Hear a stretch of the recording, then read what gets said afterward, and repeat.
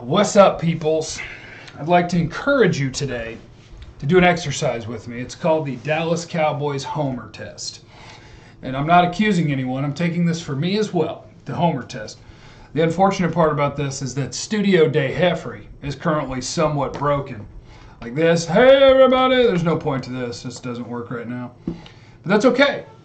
We'll have a desktop PC to hook up to on Friday. In the meantime, hopefully this audio is okay for you. Dallas Cowboys Homer Test. So what I've done, this is our challenge, because I think I'm going to pick them to win 10 or 11 games. Might pick them to win the NFC East, and I think a lot of people are doing that.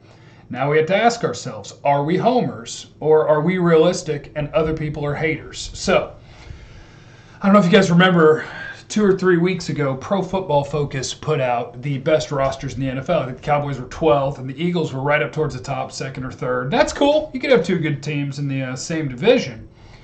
But if we think the Cowboys are better than the Eagles, I broke down their rosters. What I did was I took the grades of Pro Football Focus at every position. I broke them up into their position groups to see inside the division who has the best quarterback, running back, receiver core, tight end group, offensive line, defensive line, linebackers, corners, safeties. Broke them all up. If your team averaged the highest grade in that position group, you get 4 points in the NFC East. If your team was the second best group, 3 points. Third best, 2 points. And if you're the worst, or we'll say fourth best, I believe in being positive, you got 1 point. So at the end of this exercise, where are the Cowboys going to end up? And do we disagree? And if we disagree, are we homers? I don't know. But anyway, here's how the exercise plays out. According to Pro Football Focus grading, which I do give them some crap because sometimes there will be a Cowboy who I watch the tape of and I know that they're decent. I think my ultimate example was the Terrell McClain year where he was a serviceable starter. And they called him like one of the worst players in football. So that just meant that at that point in their grading scale, somebody was really lazy and didn't know his name, so they just gave him a bad grade. At least that's what I would think. Otherwise, I couldn't explain it. I've heard that their grading system is getting better and better. So let's run it. At quarterback, according to Pro Football Focus, Carson Wentz is the best quarterback in the division. Dak Prescott is the second best. Case Keenum is third, and Eli Manning is fourth. I tell you what, I won't fight any of those. So the Eagles got 4 points. At running back, Saquon Barkley is first. Adrian Peterson with Washington is second. Zeke grades as the third best running back in the NFC East. And Jordan Howard, being the Eagles starter at the moment, would be fourth, although I think Miles Sanders will be their starter. I just don't know.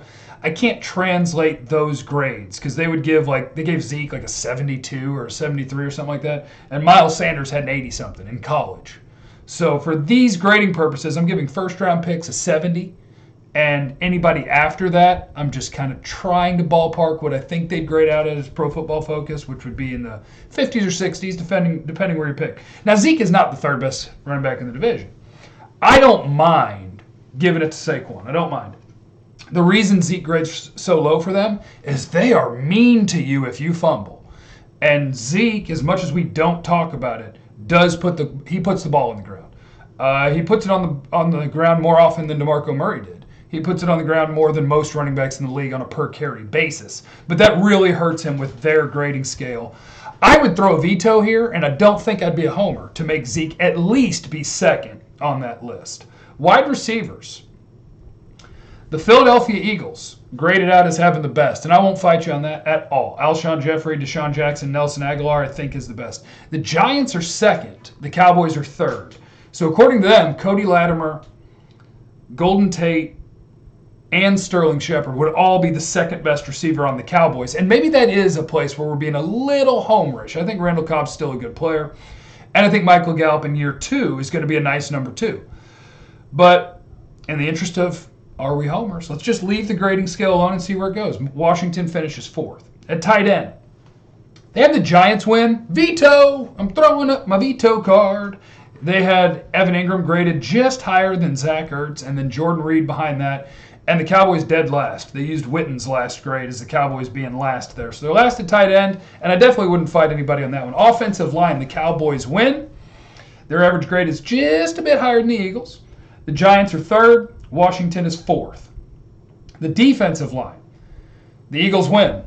Cowboys are 2nd. It's fairly close. Then Washington, then the Giants. Linebacker, the Cowboys are 1st. Eagles are 2nd. Pretty good distance there between the two, by the way. And then the Giants and Washington are both terrible at linebacker. Quarterback, Cowboys win. Eagles are 2nd. Giants are 3rd, but it's a total wild card because they list 2 of their 3 starters as rookies. So I just gave DeAndre Baker as a first-round pick a 70, and Sam Beal I just threw a 60 because who knows, right? I believe he was a supplemental pick. And then Washington is last. At safety, it's Eagles, Giants, Cowboys, Washington. Did you know Washington has a safety who graded out lower than Jeff Heath? Monte Nicholson got like a 47. So here's the final tally. By my grading scale, Philadelphia 29, Dallas 25, New York 21, and Washington 14. If you give 4 points for having the best group in the division, 1 point for being the worst. And you do it that way. Is there enough in there that you disagree with? That you would say the Cowboys should be the favorite in this division? Or are we homering this thing up a little bit? I think we might be. Cowboy wide receivers, I think, could be a little bit better than they're given credit for. Running back, there's no doubt they're better than they're given credit for. But other than that, I don't see much to fight anybody on. And so I think it makes total sense to say that the Cowboys are good. Cowboys aren't the favorite in the NFC East. If we believe otherwise, we might be failing the homer test. Make sure you're checking out 1053thefan.com day. Make sure you are checking me out on the tube from Studio Day Heffrey. And we will see you in the G-Bag Nation 10 a.m. to 3 p.m. on 1053 The Fan.